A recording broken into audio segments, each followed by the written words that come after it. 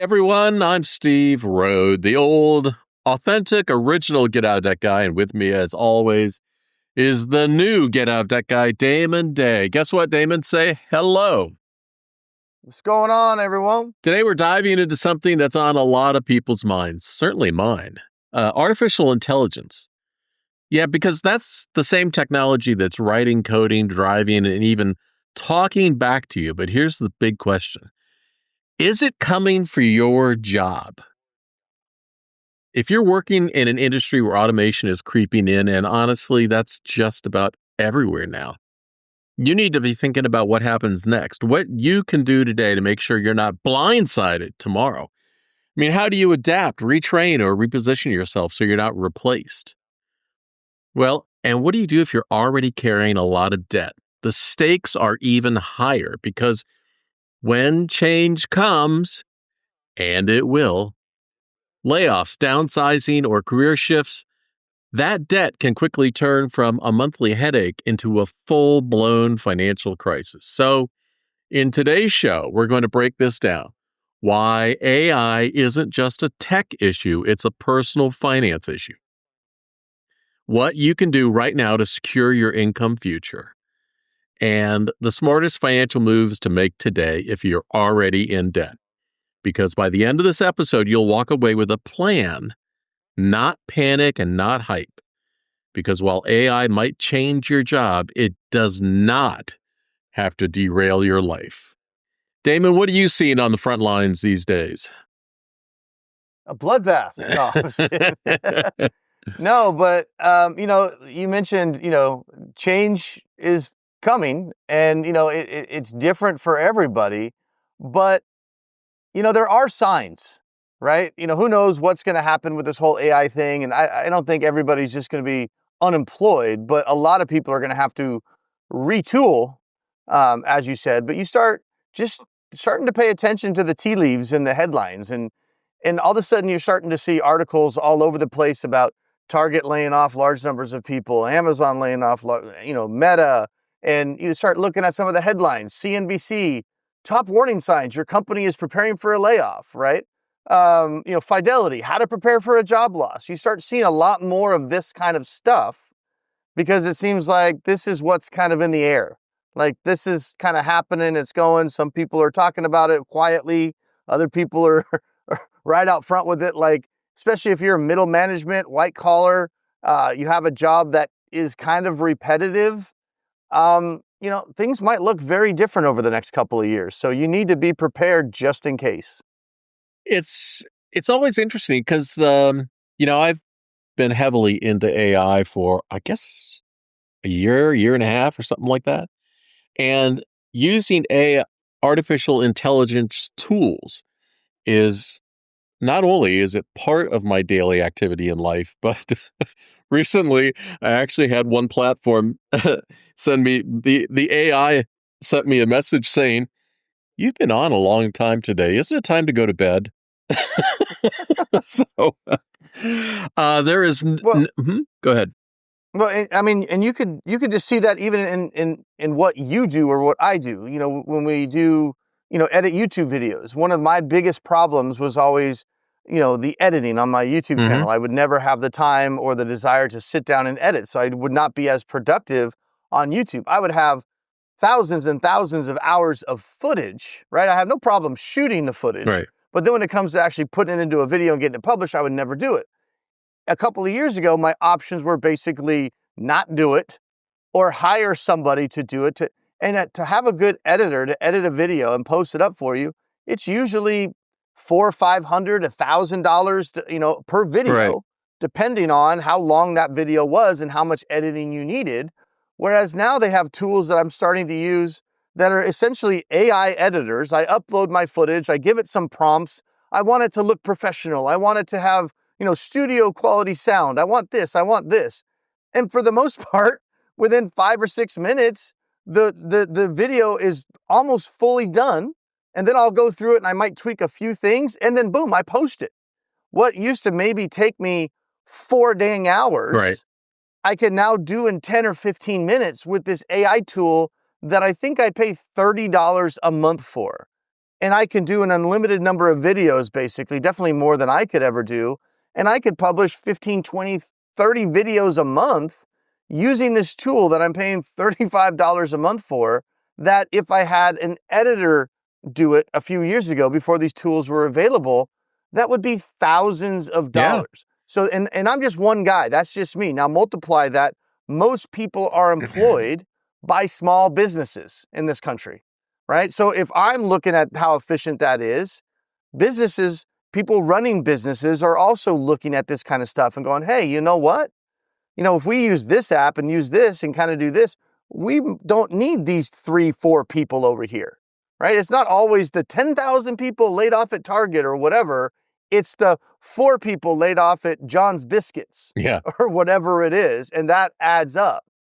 Well, it's interesting when you hear the numbers about all these tens of thousands of people who may be laid off and probably will be laid off. It's not always directly because of AI doing your job. Now, for example, Yes. the build out right now in data centers is enormous. I mean, it's ginormous, the amount of money that's being poured into this. And one of the ways that companies can quickly reduce their expenses and reallocate that money towards data center building is, guess what? Getting rid of the highest cost that companies have, and that's payroll. Mhm. So, many of these people are not losing their jobs to AI doing their job. They're losing their job to build data centers for then AI to do their job. And this is not hitting just, the average person. This is impacting lawyers and journalists and doctors. I mean, radiologists. Oh my God, that's going to be a bloodbath because AI can read x-rays oftentimes much more accurately than a radiologist sitting in an office. And it's impacting customer service. And as you and I know, it's impacting in a positive way transportation, at least in my car, but in a negative way, transportation if you're a gig driver. Absolutely. So it's going to impact every industry. Now, what I find amazing about AI is in AI tools, I probably spend $700 a month. Probably that's, about right. In all the AI tools that I use. But let me give you an example. I somehow I need to get people to think about possibilities, because before I give you an example, I think we should have a conversation about, is anybody entitled to employment? Right? Because you have a job doesn't mean you're entitled to a job. If you were an employer, you would be hiring people and paying them to do a certain job. You're not paying them to come to work and chit-chat with friends and drink coffee and, whatever. You're paying them to do a job. If you're an employee, it's different because you feel like you're there for the benefit of the boss and you're trying to build your future.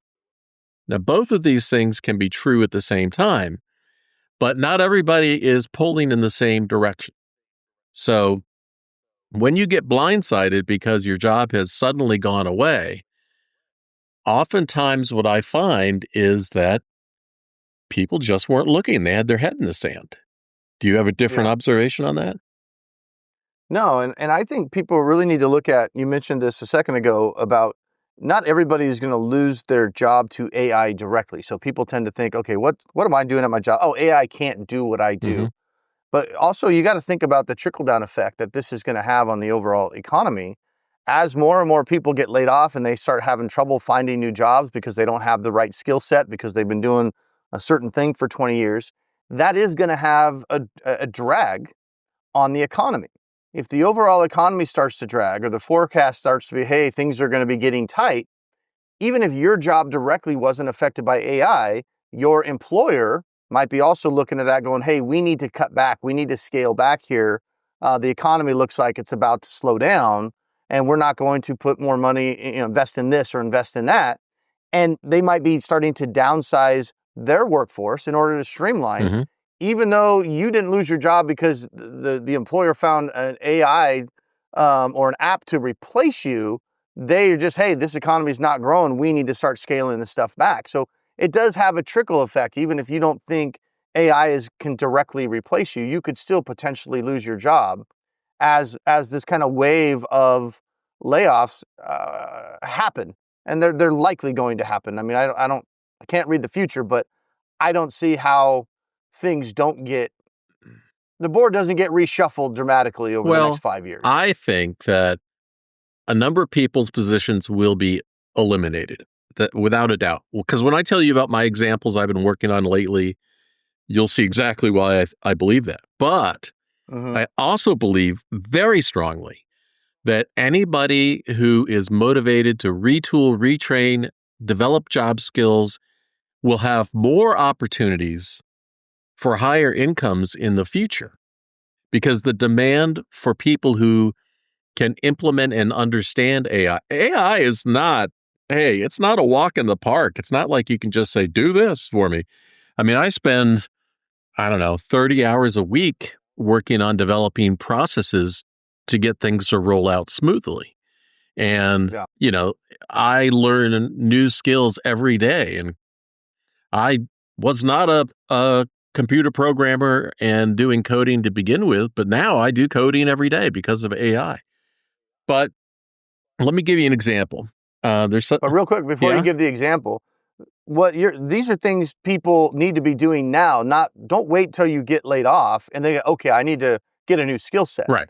At Oh that no, point, you're now, unemployed for months or a year right. just trying to survive. So you should be taking this up as a hobby Well, right now while you're employed. and we're going to get to a point that I want to make about why you, Damon, are more critical than ever. And before I forget, because I always do, if you want to talk to Damon, you can chinwag and chit chat with him. If you go to his website, damonday.com, DAMONDAY.com. Remember that, because Damon's going to be an invaluable resource by the time we finish this. So, Damon, I have a friend who works in auto manufacturing, and you're probably going to know who that is. And a few years ago, he came to me and said, hey, the car company that I work for has openings in their robotics department.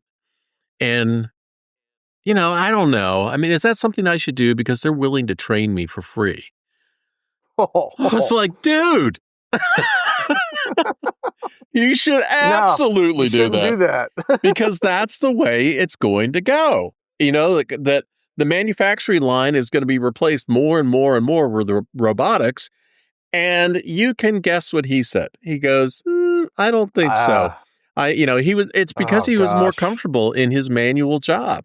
And But that's how most people are, though. That right, unfortunately, most people are like, I want to stay where I'm at. I like this. Employers leave clues sometimes. Like, are you sure right. you don't want to take me up on this? Well, I mean, change is oftentimes, it's uncomfortable. I get it. But in my experience, good things always come from change, no matter how painful it is.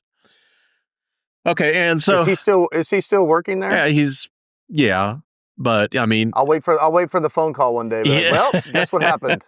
Well, yeah, and it's, not going to be a big surprise, but um, the opportunity was there. He just didn't take advantage of it. So Yeah. let me give you a couple of examples of things that I have personally been working on in the last few days. Actually, probably the last 48 hours. So I had I manufacture an aviation product, storage product for airplanes. And I had an idea for a new product, and I thought, you know what? I should pursue a patent on this, because I hadn't done it before. So I went and did research using ChatGPT and Perplexity and Claude. These are all AI tools.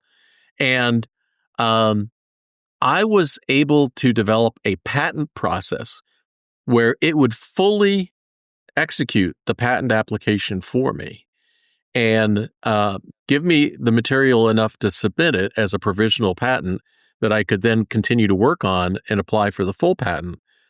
But it did it for me in about 30 minutes. I didn't need to go hire, somebody to do this provisional patent. And it did the research. It went through the Patent and Trademark Office. It looked through all the artwork. It created the artwork I needed for my application. It did everything. And so, now I can go and I can apply for those patents. Yeah, and before most people would have to, I got to get a patent attorney, right? And then they're going to do all this stuff, and they're going to charge me $5,000 or $6,000, and then they're going to do that stuff and apply for the patent for me. And now, no attorney, 30 minutes. Yep. And my guess is you're probably going to get the patent. Well, and here's the thing, that because I have not applied for more than 4 patents before, I've actually applied for a total of 0. The cost to file the provisional patent application to get my foot in the door, put my stake in the ground. And so, I'm on the record. This is the product I'm doing. The cost of that is going to be $65. There you go. Not for one thing, not for one step. That's the cost for me to file the patent. Yeah. All right. So also in the past 48 hours, loyal listeners will know that I am I've been active in Amazon FBA for, I don't know when we started that penny stupid thing. 2 years ago? 2023. 23, okay. It's like September 2023. Right, so 2 years ago.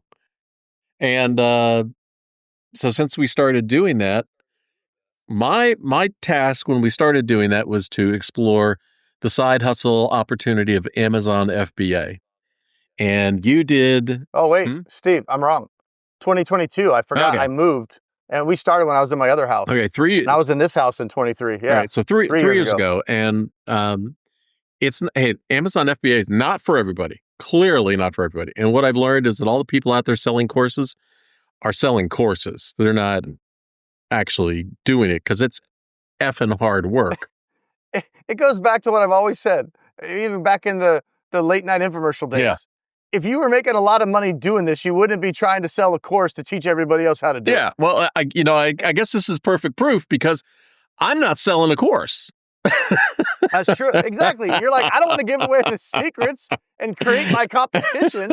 But I have always found that to be true. I've never one time found a guy that's actually making all this money doing what he says to do in the course. Right. But yet he's spending all this time and money trying to sell the course to create competition. Right? Yeah. They're making money selling the courses, not doing what they're saying they can teach you to do. Yeah. And I'm not going to tell you how much I'm making doing this, but mind blown is all I got to say. Oh, it got obscene. It got obscene pretty quick, and then we stopped doing like income numbers on the channel. It was like, I mean, after about a year, it was like, that's some serious money. Yeah. Like, let's just like stop talking about that. So at 3:00 this morning, I woke up and I went, I had an idea. And so I thought, this is going to require some complex calculations, and I'm going to have to pull data from here and from there, and I'm going to I got to filter it and figure out, which products meet these definitions and what's going to be the most successful. And within less than an hour, because I went back to sleep at 4:00, but within less than an hour, I had already written out the whole game plan on how AI was going to do this for me, asking AI, how can I do this? And it was giving me feedback and answers. And by the time I went back to sleep, not only did I have the full game plan, but I also had the framework on how it was going to write the necessary Python coding that I needed to accomplish all this API integration and pull all this data together. I mean, that's $1 million hour is what it is. Steve used to sell real estate. Well, I did. That's why I went bankrupt. I know. But I'm saying, my point is, if an old guy that used to sell real estate like Steve, among many other things, his resume is very, very long. Every time I have a story about something, he goes, well, back when I was doing that. That is true. Like, what? You worked on eyeballs? When did you work on eyeballs? So, but if somebody like Steve can learn this kind of stuff, it doesn't matter what you're doing now. You just have to start somewhere. I mean, this is where the future's going. Sorry to cut you off, Steve, but I just want to No, give you a no, little no. plug You're on right. on the stuff that Steve does makes my eyes freaking bleed. But he dives into it and he get the stuff figured out. But he had to start Yeah, somewhere. I He didn't started from start knowing zero. all this stuff. Yeah, you got to start. Yeah, I mean, one of the things, I got a whole lot more to talk about this, about jobs and everything else. But for anybody who's curious right now, how do I even get started in AI? Here's the easiest thing that you can, this is so stupid easy. Um, you can get a free, it's not subscription. You can get free access to a tool like ChatGPT, and just look it up. GPT login. And you can just go to ChatGPT and you can say, what are the steps that I should take today in order to begin to learn how to utilize ChatGPT or AI or something like that? You can use an AI platform to teach you. You don't need to pay for a course or anything else. You can use it to teach you what you need to know in order to implement it. One of the things that people have struggled with is, how do I write a prompt? Now, a prompt is what you type in to the AI platform in order to generate the output that you want. And people sell prompts, they sell prompt courses, they sell instruction on how you should write a prompt to get the best output. Here's the thing. You can just go to ChatGPT and you can say, this is what I want to achieve. Write the best prompt possible for me. Yeah. And it will. Well, the funny thing is, all those courses, people probably just went to ChatGPT Right. to basically create the outline for the course, and then they just put a price tag on it and sell it to you. That's brilliant. So, one more example here. If you've always wanted to do like developing websites or writing HTML pages for websites or something like that, I use AI every day to do it. And here's the secret prompt that you should use. You ask the AI, you tell it what its role is. You are an expert HTML coder, and I want you to write the HTML for a page that includes all this stuff. And boom, the final code is done. You just paste it, the page is done. You don't need to hire somebody else. I hired somebody 10 years ago, $5,000 to develop a website for me. And that's $1 million in today's money. Yeah. I mean, you don't need to hire somebody to do that. You can do it yourself. And that's how you develop skills, because at your job, it's not going to be the person who's going to lose their job is the person where it can be replicated. The person who's going to be invaluable is the one who works there, who goes, yeah, I can do that. I can set that up. I can brainstorm on that. That's where the opportunity.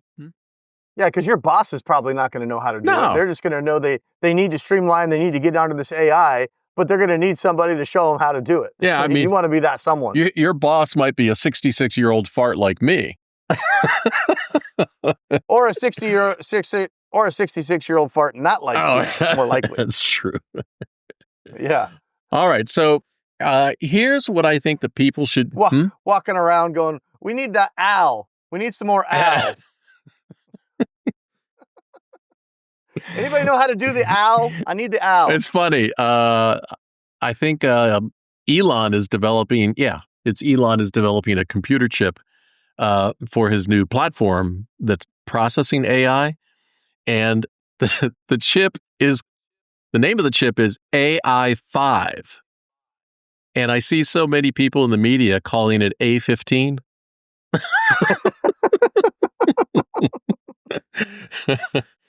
Oh, that's funny. Okay, so I've got how to deal with the debt coming up after this. But Damon, I think we should first talk about, we've kind of jumped around it, but what to do today to prepare for AI-driven future. We talked about learn to work with AI, not against it. Familiarize yourself. There's ChatGPT and Copilot and Gemini and Perplexity and Claude. There are all sorts of different platforms. Just pick one and start using it before you Yeah.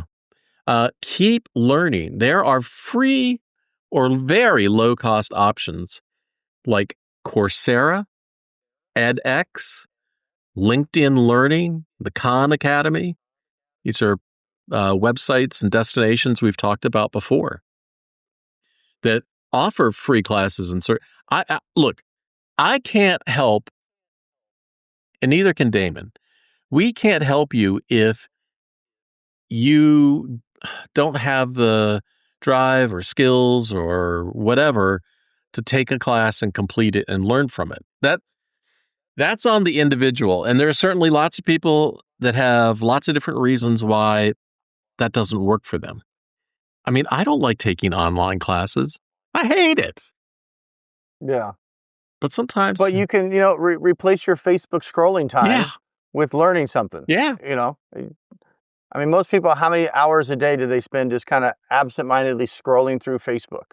Oh, yeah. When it's time to do the number 2, instead of hitting the Facebook app or Instagram and see what's going on, open up a Khan Academy course or whatever and spend the 30 minutes you're going to spend in there anyway, or whatever it is, reading about whatever it is that you want to be reading about. Hey, look, I'm not glorious, right? I have my lots of faults. But one of the things that I don't do is I spend 0 time every day on social media.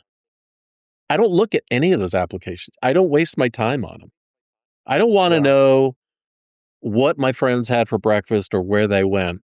I want to know, how can I solve this, whether it's developing a patent or developing a new business process.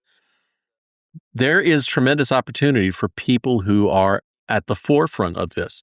And this, I wish I had like a giant ta-da, because this is where Damon really shines on this. Because the next thing you can do today to prepare for the future, start a side stream income. Whether it's freelancing, consulting, creating online content, whatever, or a gig job.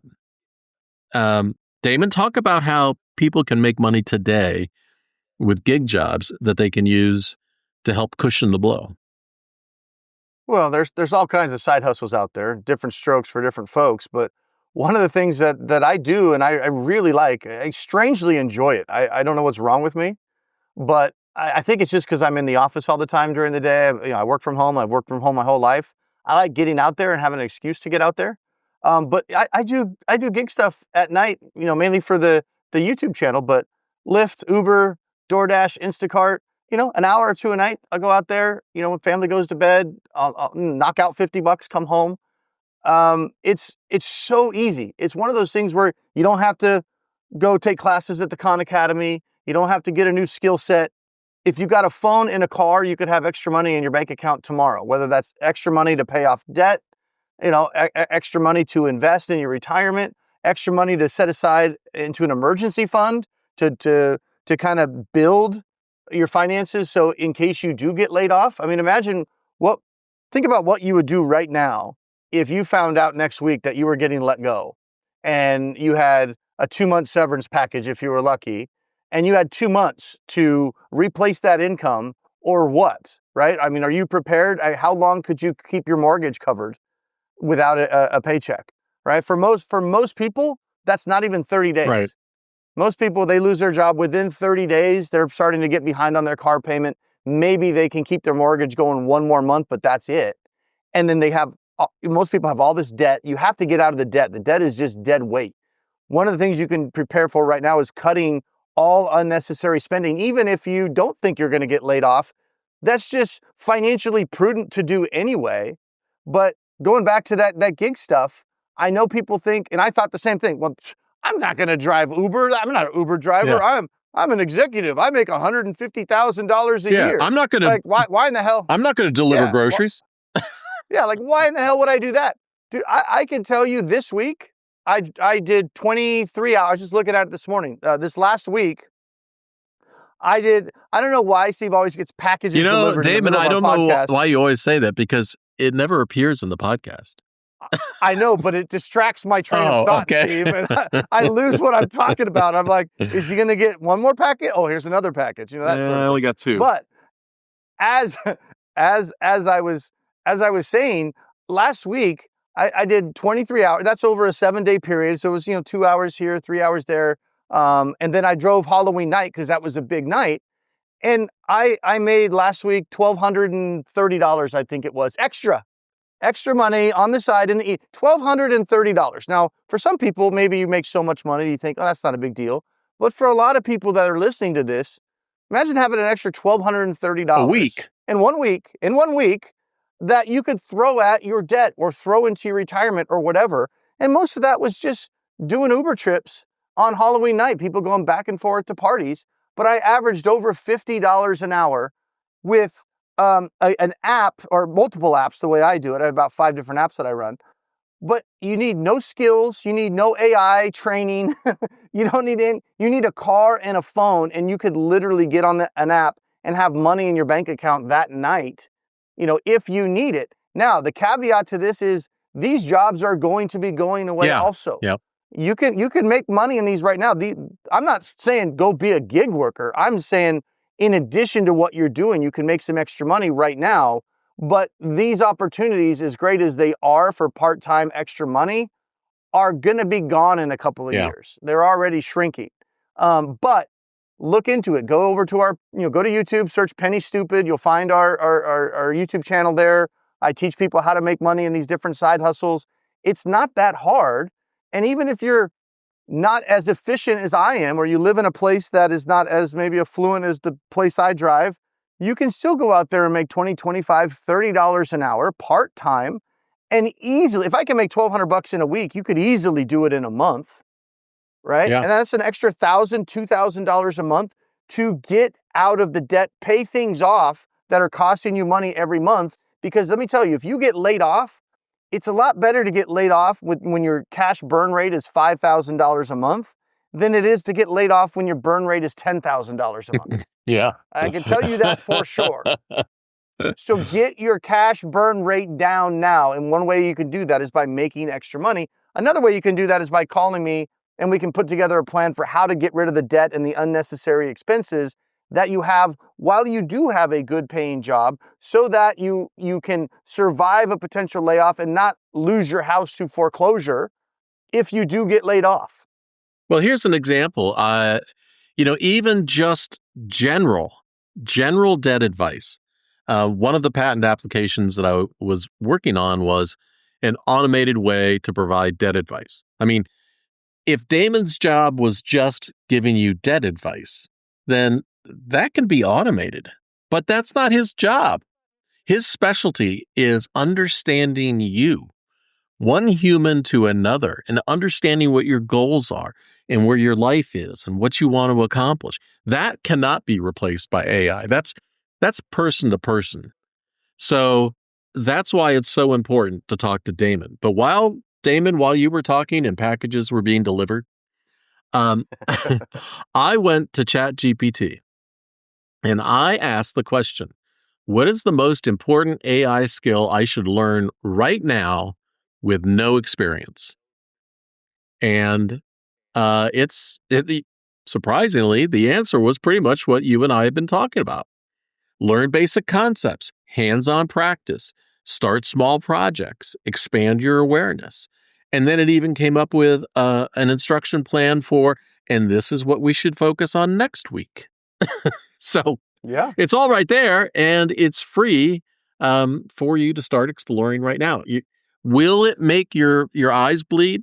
Maybe, probably. Will it make your brain hurt? Yeah, probably.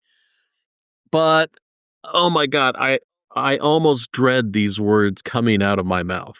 And Damon, it's probably a philosophy you have not heard me say much in my life, maybe. But quitters never win. So that is true.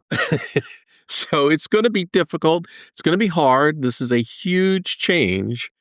But the opportunity is there.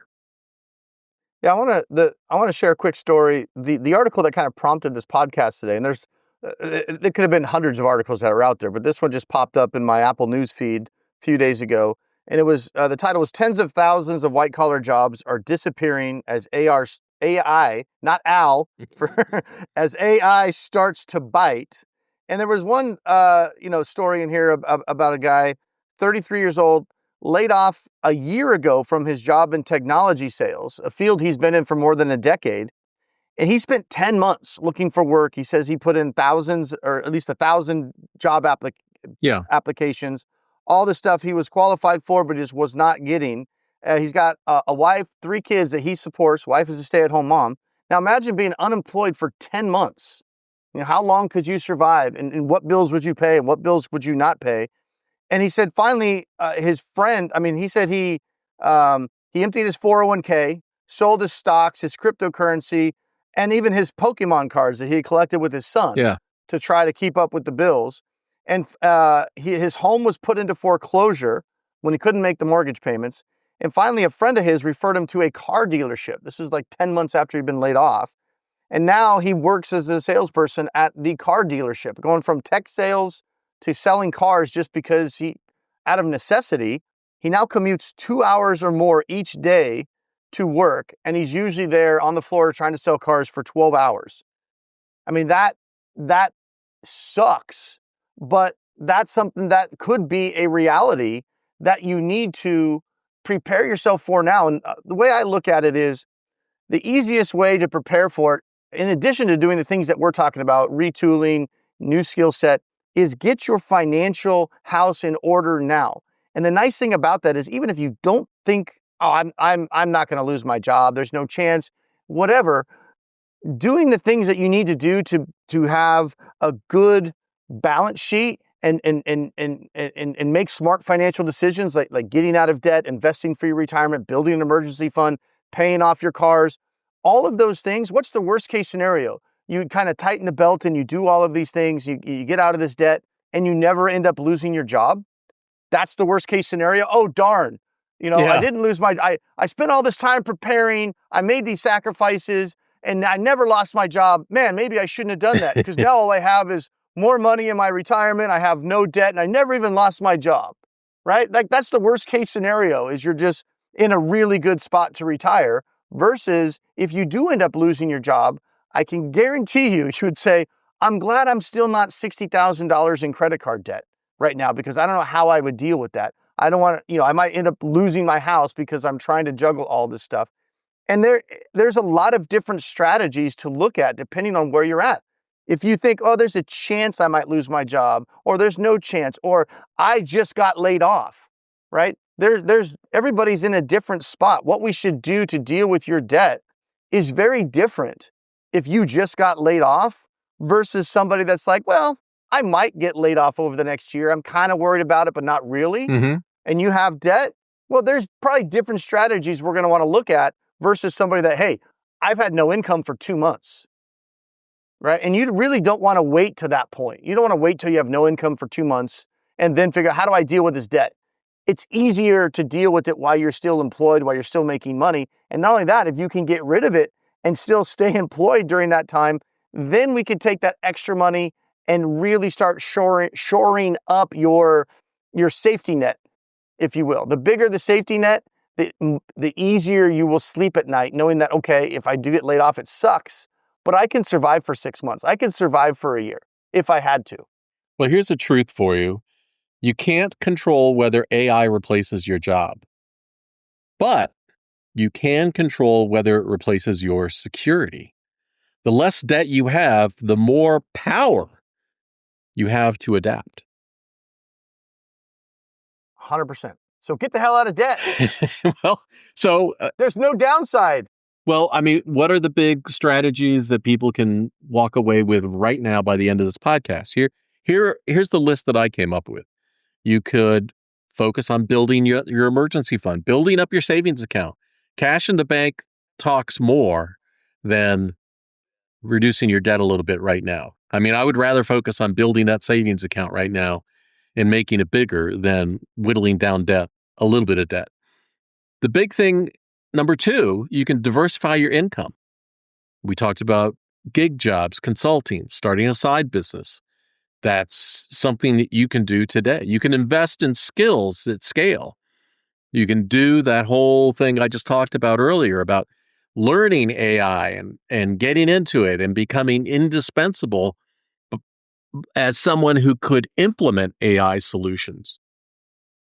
You could rethink your definition of what a safe job really is. I mean, how safe is your job? Could you be replaced? And you could focus on reducing your debt using smart strategies. And that's where Damon comes in. That's why you should talk to Damon.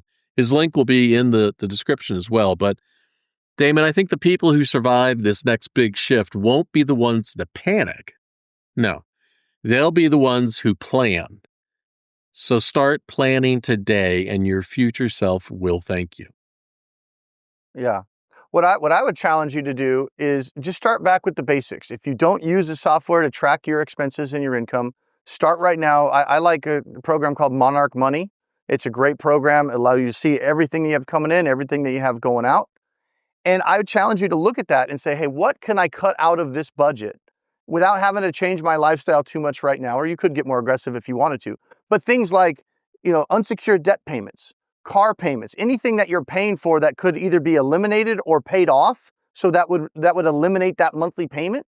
And what I would challenge you to do is say, how low could I get this budget if this was gone, regardless of how it gets gone, whether it's paid off or you're doing gig work or whatever to pay it down faster, or you negotiate, settle the debt, you go bankrupt. There's a lot of different strategies to look at, but look at and challenge yourself to say, okay, right now we've got, between food and mortgage and car payments and debt and all this stuff, we've got $12,000 a month going out the door.